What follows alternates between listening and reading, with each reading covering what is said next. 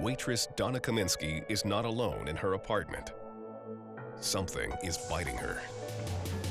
And I'm very afraid of bugs, and I'm thinking about, what are they releasing into my body? Donna goes back on the hunt, scouring the internet for similar cases. She stumbles upon a photo of a rash just like hers. It's clear Donna has bed bugs. I was absolutely terrified that it was something that was biting me in my sleep. I mean, just the thought of laying in a bed that you're getting bitten by bugs and the bugs are sucking your blood is absolutely terrifying to even think about.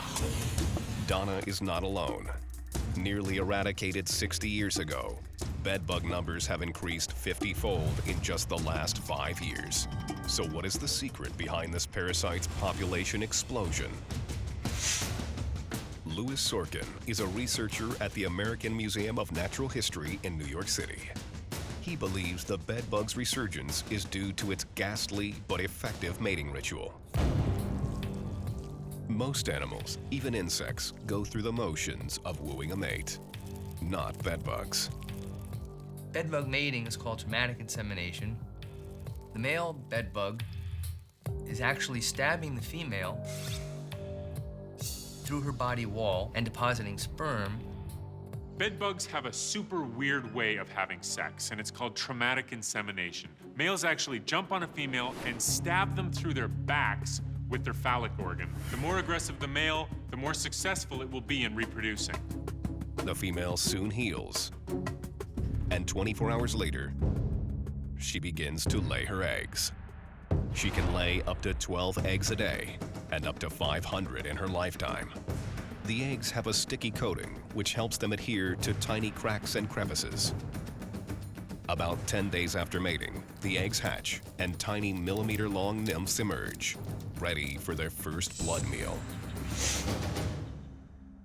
To demonstrate how the bedbug actually finds its food, Louis conducts a grisly experiment on himself. The bedbug colony is hungry.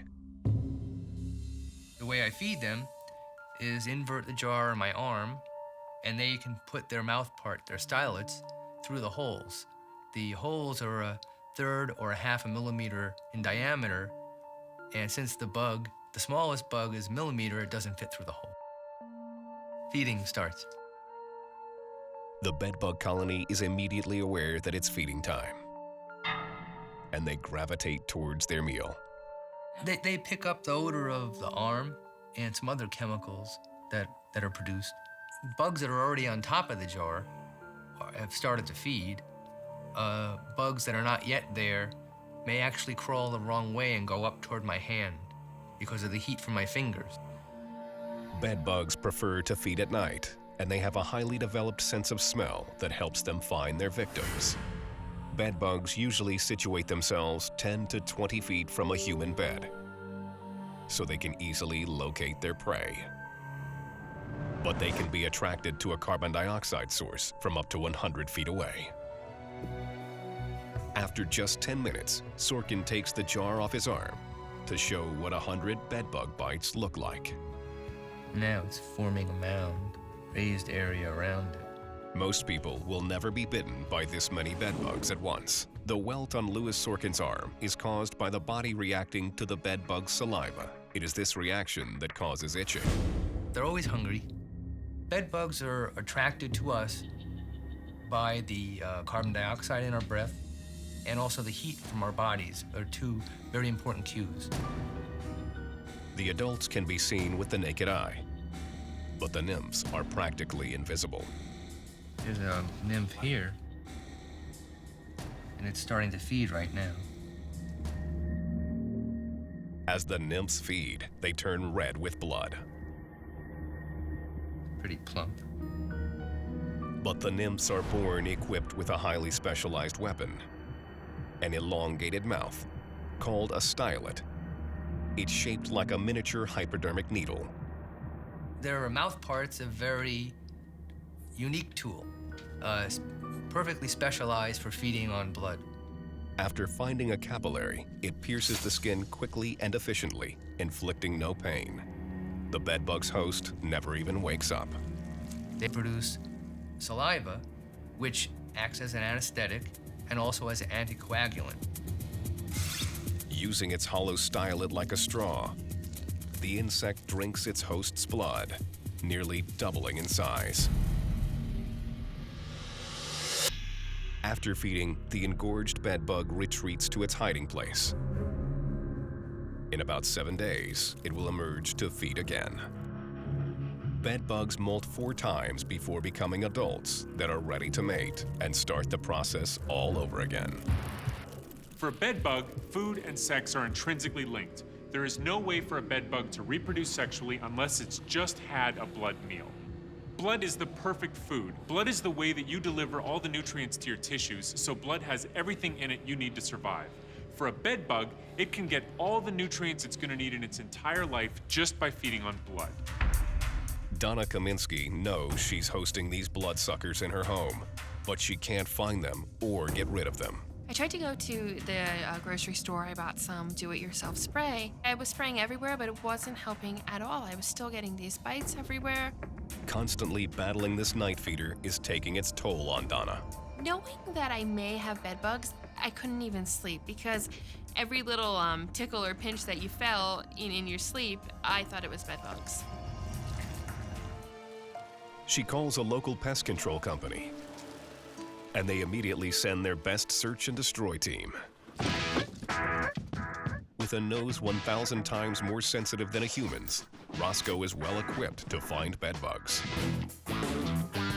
If they're hiding in Donna's home, Roscoe and his human partner, Peter Matisse, will find them. The Beagle may be Donna's best shot at getting her apartment and her life back. Let's go to work.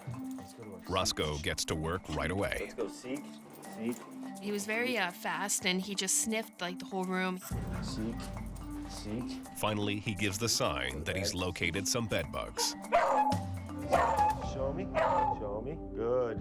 He actually indicated by my suitcase. Good. That's when I had an idea of where the bedbugs came from. With the bedbugs found, Donna retraces her steps. I had recently been on a trip with my sister to Nashville, and I was staying at a 4-star hotel, and I was just shocked that that was probably the root of where the bedbugs came from. The bedbugs hitched a ride to New York in Donna's suitcase. As she unpacked, they crawled into crevices around her apartment. A week later, the bedbugs began to search for a blood meal in their new home. It was probably about 10 days after I came home from the trip that I started noticing the bites on my arms.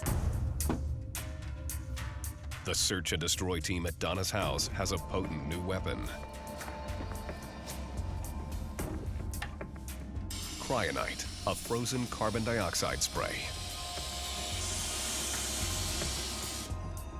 At minus 78.5 degrees Fahrenheit, this spray freezes the insects, causing their cells to expand and rupture, killing them instantly. Today, Donna and her apartment are bedbug-free. And though she finally has peace of mind, she's learned to be vigilant. After this whole experience, I really learned that, when I travel, I need to be looking at where I'm sleeping so I wouldn't have to go through this whole situation again.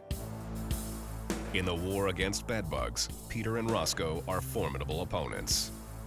But bedbugs aren't just spreading in New York City. Given their success in the modern world, bedbugs can be hard to avoid. But you can help yourself by checking the bedding and furniture when you're staying in a hotel. And always inspect secondhand clothes before bringing them home.